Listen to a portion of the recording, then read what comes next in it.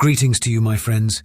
I am Henry Hall, and from 1642 to 1679, I had the honour of being a printer at Oxford University. In 1644, the university elected me as their book publisher, a role in which I dedicated myself to printing many Reformed and Puritan works. Among these, the publications of Westminster divines stand out, especially the works of one Francis Whiddon, a notable figure in the famous Westminster Assembly. I'm pleased to highlight Whiddon's only known work, which I originally published in my time, has been thoughtfully updated by Puritan publications for modern Christians in your day. Titled A Golden Topaz, or Heart Jewel, namely, A Conscience Purified and Pacified by the Blood and Spirit of Christ. This book remains Whiddon's sole surviving piece and is a personal favourite of mine.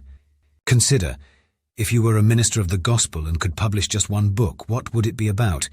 Whiddon chose a profound topic: the cleansing power of Jesus Christ's blood in purifying the conscience from sin and pacifying God's wrath through the cross.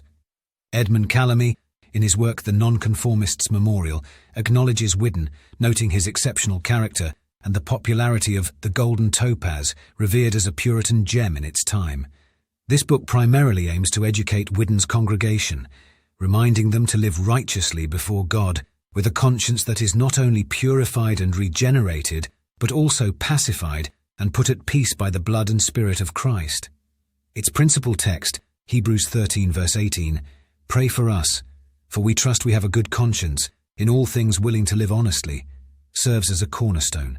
Whiddon considered this book his tract to his congregation, encouraging them to study and internalize its content, thereby learning how to live a life pleasing to Christ and in harmony with fellow men, guided by a good conscience. The book demonstrates various aspects of conscience, its definition and significance, the contrast with a natural conscience, methods to purify and pacify a fallen sinner's conscience, and ways to maintain and exercise a good conscience.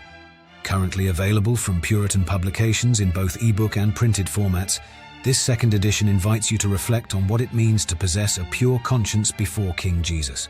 I encourage you to obtain a copy from their website. I must also urge caution.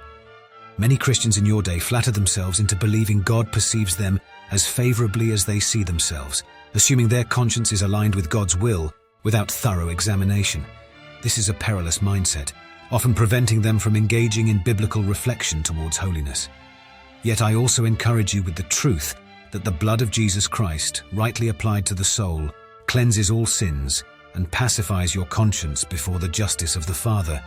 May your exploration of this critical topic of a good conscience before God be richly blessed. I leave you with my blessings on this journey. Amen.